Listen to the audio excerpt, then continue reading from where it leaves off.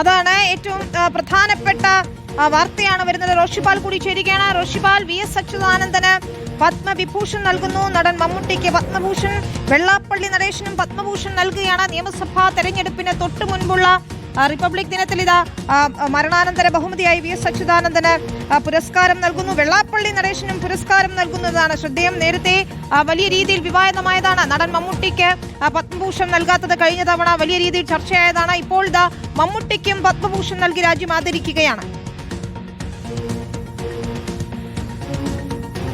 അമിത്, തീർച്ചയായും പ്രതീക്ഷിക്കാത്ത രീതിയിലാണ് ഇപ്പോൾ പത്മ പുരസ്കാരങ്ങൾ പ്രഖ്യാപിക്കുമ്പോൾ അതിൽ മുൻ മുഖ്യമന്ത്രി വി.എസ്. അച്യുതാനന്ദന് പത്മവിഭൂഷണും മമ്മൂട്ടിക്ക് പത്മഭൂഷൺ. നേരത്തെ വിനീത പറഞ്ഞതുപോലെ വലിയ ചർച്ചയായതാണ് നേരത്തെ മമ്മൂട്ടിക്ക് പത്മ പുരസ്കാരം ലഭിക്കാത്തത്.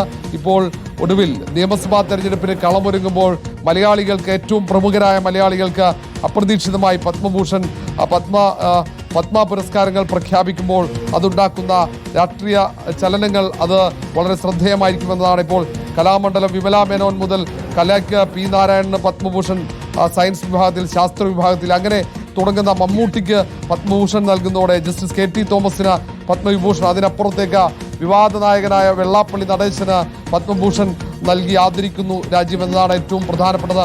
ശ്രദ്ധേയമാകുന്നത് അതുതന്നെയാണ്. വി.എസ്. അച്യുതാനന്ദന് മരണാനന്തര ബഹുമതിയായി പത്മ പുരസ്കാരം നൽകുമ്പോൾ വെള്ളാപ്പള്ളി നടേശൻ വിവാദ നായകനായി, പ്രത്യേകിച്ച് വർഗീയ വിഷം തുപ്പുന്ന തരത്തിലുള്ള പരാമർശങ്ങൾ നടത്തിയ വെള്ളാപ്പള്ളിക്ക് രാജ്യത്തിന്റെ ആദരം നൽകുന്നു എന്നതാണ് ഏറ്റവും ചർച്ചയാവുക. അത് വലിയ വിവാദത്തിനും വലിയ ചർച്ചകൾക്കും വഴിയൊരുക്കുമെന്ന കാര്യത്തിൽ സംശയമില്ല. എന്തായാലും മലയാളികൾ ഇത്തരത്തിലൊരു പുരസ്കാരം നൽകുമ്പോൾ അത് രാഷ്ട്രീയമായി തന്നെ വലിയ ചർച്ചകൾക്ക് വഴിവെക്കുക കൂടി ചെയ്യുമല്ലേ? ഉറപ്പായും സംശയമില്ല. ഒരുപക്ഷെ മലയാളികൾ ഏറെ സ്നേഹിച്ച വിപ്ലവകാരിയായി വി.എസ്. അച്യുതാനന്ദൻ മുഖ്യമന്ത്രിക്ക് നൽകുമ്പോൾ അതിൽ കൃത്യമായ രാഷ്ട്രീയം ഒരുപക്ഷെ ചർച്ചയാകും. അതിനപ്പുറത്തേക്ക് ഇതിൽ ശ്രദ്ധേയമാകുന്നത് വെള്ളാപ്പള്ളി നടേശനുള്ള പത്മ പുരസ്കാരം തന്നെയാണ്. കാരണം കഴിഞ്ഞ ദിവസങ്ങളിലൊക്കെ കേരള രാഷ്ട്രീയത്തിൽ ഏറ്റവും ചർച്ചയായ വ്യക്തിത്വം, അത് വിവാദ നായകൻ, അത് വെള്ളാപ്പള്ളി നടേശൻ തന്നെയാണ്. വെള്ളാപ്പള്ളി നടേശനെ ചുറ്റിപ്പറ്റി തന്നെയായിരുന്നു കഴിഞ്ഞ ദിവസങ്ങളിൽ ചർച്ചകൾ നടന്നത്.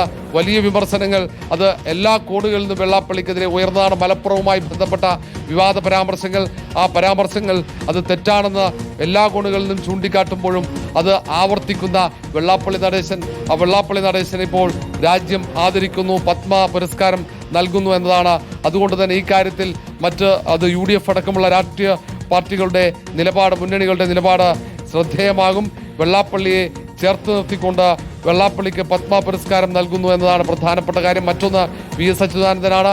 വി.എസ്. അച്യുതാനന്ദന് പത്മവിഭൂഷൺ ലഭിക്കുമെന്ന് ഒരുപക്ഷെ ഒരു തരത്തിലും കണക്ക് കൂട്ടിയിട്ടുണ്ടാവില്ല. കഴിഞ്ഞ തവണ മമ്മൂട്ടിക്ക് ലഭിക്കാത്തതുമായി ബന്ധപ്പെട്ട് വലിയ വിവാദങ്ങൾ ഉണ്ടായതാണ്. അതിൻ്റെ കാരണങ്ങൾ വലിയ ചർച്ചകൾക്ക് വഴിയൊരുക്കിയതാണ്.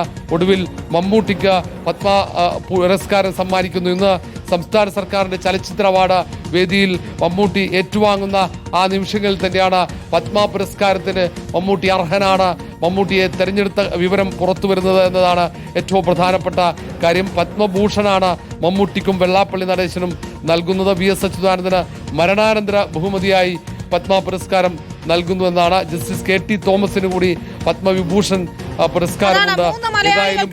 ഇതിൽ 3 പേർക്ക് പത്മവിഭൂഷൺ ലഭിക്കുന്നു. Justice K T. തോമസ്, വി.എസ്. അച്യുതാനന്ദന് മരണാനന്തര ബഹുമതിയൊപ്പം പി നാരായണനും പത്മവിഭൂഷൺ ലഭിക്കുകയാണ്. നടൻ ധർമ്മേന്ദ്രയ്ക്കും മരണാനന്തര ബഹുമതിയായി പത്മവിഭൂഷൺ നൽകുന്നു.